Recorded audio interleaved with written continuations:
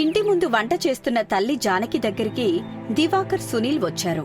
దివాకర్ కోపంగా, ఏంటమ్మా నువ్వు చేసింది? కూరగాయలు కోయకుండా కూర చేయటం నాకు రాదు బాబూ. అందుకే ఇప్పటిదాకా కూరగాయలు కోశాను. ఇప్పుడు వండుతున్నాను.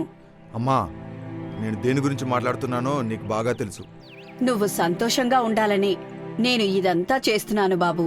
నా సంతోషం, నా జీవితం అంతా నా మరదలు ధరణి అని తెలిసి కూడా ఎందుకు ఆ పెద్ద మనిషితో వేరే సంబంధం చూడమని చెప్పావు? జానకి ఏం మాట్లాడకుండా సునీల్ని చూసింది. సునీల్ భయంగా తల దించుకున్నాడు. నీకు ధరణికి పెళ్లి జరగదు బాబూ. ఎలా జరగదో నేను చూస్తాను. నా అంచనా నిజమైతే 2 రోజుల వరకు ధరణి నిన్ను కలవదు, నీతో మాట్లాడదు, నువ్వు ఫోన్ చేసినా ఎత్తదు, అసలు ఇంట్లో నుంచి బయటికి రాదు. కావాలంటే నీకు నాకు పందెం. అమ్మా, నువ్వేం మాట్లాడుతున్నావో నీకు తెలుస్తుందా? 2 రోజులు గడిచిన తర్వాత నేను మాట్లాడింది నిజమని నీకే తెలుస్తుంది బాబూ. అయ్యో అమ్మా, అక్కడున్నది నా ధరణి. తన ప్రాణంలా నన్ను ప్రేమించే ధరణి. ఒక్కరోజు కూడా నన్ను చూడకుండా నాతో మాట్లాడకుండా ఉండదు. అలాంటిది 2 రోజులు ఇంట్లో నుంచి బయటకు రాకుండా ఉంటుందా చెప్పు? ఎవడి వెర్రి వాడికి ఆనందం బాబూ. నువ్వెందుకిలా మాట్లాడుతున్నావో నాకైతే అర్థం కావడం లేదు.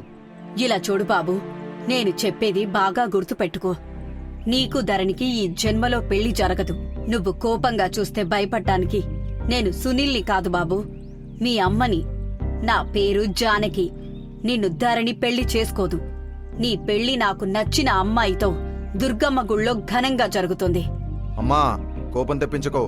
నేను అదే చెప్తున్నాను బాబూ, నాకు కోపం తెప్పించకు. ఏరా ఒరేయ్ అని నాతో అనిపించుకోకు. రండి, కూరైంది తిందురు అని జానకి ఇంట్లోకి వెళ్ళింది. దివాకర్కి అసహనంగా ఉంది. అమ్మకి ఈరోజు ఏమైంది అసలు? అంత నమ్మకంగా నాకు ధరణికి పెళ్లి కాదని చెబుతుంది.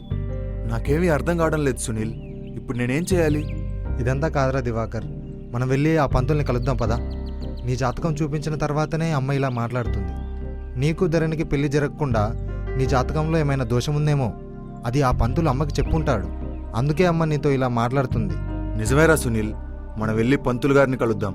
అప్పుడే నాకు ధరణికి పెళ్లి ఎందుకు జరగదో తెలుస్తుంది అని ఇద్దరూ అక్కడ్నుంచి వెళ్లిపోయారు. బెడ్ మీద కూర్చుని ఏడుస్తున్న కూతురు ధరణి దగ్గరికి తండ్రి చంద్రయ్య బాధగా వచ్చాడు. అన్నం తినకుండా ఇలా ఏడుస్తూ నువ్వు సాధించేది ఏమిటి తల్లి? నాకు బావకి పెళ్లి కాదని తెలిసిన తర్వాత నేనింకా బ్రతకాలా నాన్నా? చంద్రయ్య తండ్రి హృదయం ఆ మాట విని అల్లాడిపోయింది.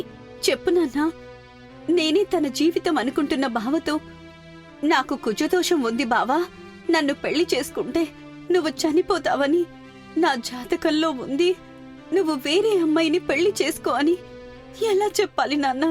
చెప్పాలి తల్లి. నువ్వు మనసారా ఇష్టపడి ప్రేమిస్తున్న నీ దివాకర్ బావ సంతోషంగా ఉంటూ 100 ఏళ్లు బతకాలని నువ్వు కోరుకోవడం లేదా తల్లి? అలా అంటావేంటి నాన్నా? బావ ఎక్కడున్నా క్షేమంగా ఉండాలి, తను 100 ఏళ్లు బ్రతకాలి. అదే నా కోరిక, అదే నాకిష్టం. దివాకర్ క్షేమంగా ఉండాలంటే నిన్ను కాకుండా మరొక అమ్మాయిని పెళ్లి చేసుకోవాల్సిందే తల్లి. ధరణి ఏడుస్తూ ఉంటుంది.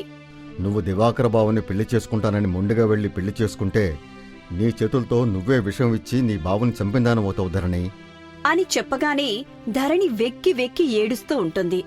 ఏం పంతులు గారు? నువ్వా దివాకర్? నేనే నీకోసం వద్దాం అనుకున్నానయ్యా. నా కోసం నువ్వొద్దావు అనుకున్నావా? ఎందుకు పంతులు?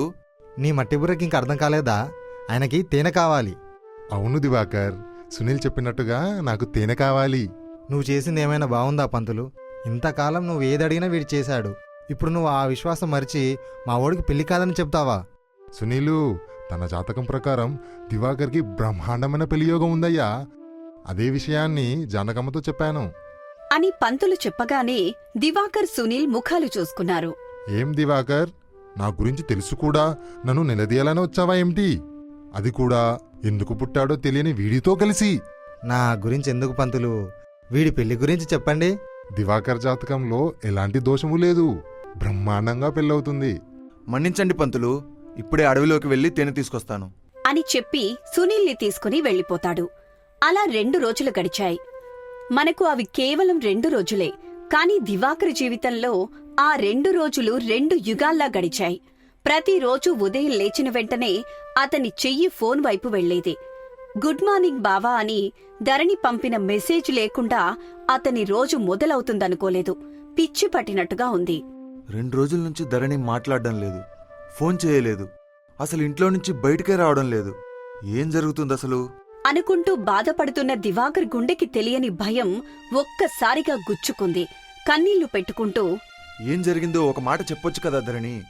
అతి కష్టం మీద ఇంటి వరకు వస్తే మాట్లాడకుండా మొహం మీదే తలుపేస్తున్నావు. నీతో మాట్లాడకుండా ఉండడం నా వల్ల కాదు ధరణి అని ఫోన్ చేశాడు. బెడ్ మీద దిగులుగా కూర్చున్న ధరణి తన పక్కనే ఉన్న సెల్ఫోన్ను చూసింది. బావ కాలింగ్ అని పడింది. ధరణి ఎత్తలేదు. మళ్లీ చేశాడు. ధరణి చూసింది కాని ఎత్తలేదు. ఇంకోసారి అలా 10 సార్లు చేశాడు. అయినా ధరణి ఎత్తలేదు. దుఃఖం తన్నుకొచ్చింది. నిన్ను చూడకుండా, నీతో మాట్లాడకుండా క్షణం గడిచినా నా ఊపిరి ఆగిపోతుందని చెప్పావు కదా ధరణి. మరి 2 రోజులుగా నీ ఊపిరి ఏమైనట్టు? ఎక్కడికి వెళ్ళినట్టు? నేనింతలా అల్లాడిపోతుంటే నీ గదిలో ఒంటరిగా ఏం చేస్తున్నావు ధరణి? అని భయపడుతుండగా అతని సెల్కి ఒక మెసేజ్ వచ్చింది. ఆశగా చూశాడు. అది ధరణి నుంచొచ్చిందని సంతోషపడ్డాడు. నాకు తెలుసు ధరణి, నువ్వు నన్ను వదిలి ఉండలేవు. అనుకుంటూ మెసేజ్ ఓపెన్ చేశాడు. చదువుకున్నాడు. అతని కళ్ల నుంచి నీళ్లు కారుతున్నాయి. ధరణి, సమస్య ఏదైనా కావచ్చు, నీకు నేనున్నాను. ఒక్కసారి నన్ను కలిసి నీకొచ్చిన సమస్య ఏంటో చెప్తే దాన్ని చిటికలో దూరం చేస్తాను అని మెసేజ్ని టైప్ చేసి పంపించాడు. అది ధరణి చదువుకుంది. కాని రిప్లై ఇవ్వలేదు. నిమిషం తర్వాత దివాకర్కి వీడియో కాలొచ్చింది. స్క్రీన్ మీద ధరణి కన్నీళ్లతో దివాకర్కి కనిపిస్తోంది. బాధగా ఉన్న దివాకర్ ముఖాన్ని ధరణి చూసింది. అలా ఒకరిని ఒకరు చూసుకున్నారు. మరుసటి రోజున చంద్రయ్య ఇంటికి పంతులుగారొచ్చారు. అయ్యా, ఊర్లన్నీ తిరగ్గా కుజదోషమున్న ఒక అబ్బాయి దొరికాడు అని చెప్పగానే చంద్రయ్య ముఖం వెలిగిపోయింది. ఏ ఊరు పంతులు? అబ్బాయి ఏం చేస్తాడు? ఆస్తి ఎంతవరకు ఉందేంటి? కుటుంబం చిన్నదా పెద్దదా? అంటూ ప్రశ్నల వర్షం కురిపించాడు. అయ్యా, చెప్పాల్సిన వాళ్ళు ఎన్నైనా చెబుతారు. ఇప్పుడు మనం మిఠాయిపల్లి గ్రామానికి వెళ్ళి అబ్బాయి గురించి తెలుసుకుందాం. ఏమంటారు? అలాగే వెళ్దాం అని ఇద్దరూ మాట్లాడుకుని బయలుదేరారు. వాళ్ల మాటల్ని ధరణి విని, నాకున్న కుజదోషం గురించి బావకి చెప్తే నాకు వాటి మీద నమ్మకం లేదు, మనం పెళ్లి చేసుకుందామని తాళి కట్టేస్తాడు. అలాగని కుజదోషం ఉన్న అబ్బాయిని నేను పెళ్లి చేసుకోలేను, నా భర్తగా ఊహించుకోలేను అంటూ కన్నీళ్లు పెట్టుకుంది. మిఠాయిపల్లి గ్రామంలోని గోపాలం ఇంటి దగ్గరికి చంద్రయ్య పంతులుగారు వచ్చారు. కర్రలు పట్టుకున్న ఊరివాళ్లు గోపాలం ఇంటి ముందు నిలబడ్డారు. గోపాలం, ఒరే గోపాలం, బయటకు రారా. ఏ గోపాలం, పిలుస్తుంటే వినబడ్డం లేదా? బయటకొస్తావా లేకపోతే మమ్మల్ని లోపలికి రమ్మంటావా? ఇంట్లో నుంచి గోపాలం బయటకొచ్చాడు. ఏమైంది నర్సయ్య? కలిసికట్టుగా ఒకేసారి వచ్చేశారు. నీ కొడుకు సుధాకర్ చేస్తున్న పనులో భరించలేకపోతున్నాం. గోపాలం, నీ కొడుకు గురించికా నీతో మాట్లాడక తప్పడం లేదయ్యా అని వాళ్ళు అంటున్న ప్రతి మాట గోపాలం గుండెల్లో ముల్లులా గుచ్చుకుంది. తల వంచుకొని విన్నాడు. వాళ్లతో వాదించలేదు. అలాగని వాళ్ల నుంచి తప్పించుకోలేడు. చంద్రయ్యకి సుధాకర్ ఒక బలాదూరని అర్థమైంది. కోపంగా పంతుల్ని చూశాడు. సుధాకర్ ఒక బలాదూరని తెలిసిన తర్వాత చంద్రయ్య తన కూతురు ధరణినిచ్చి పెళ్లి చేస్తాడా లేదా అన్నది వచ్చే భాగంలో తెలుసుకో.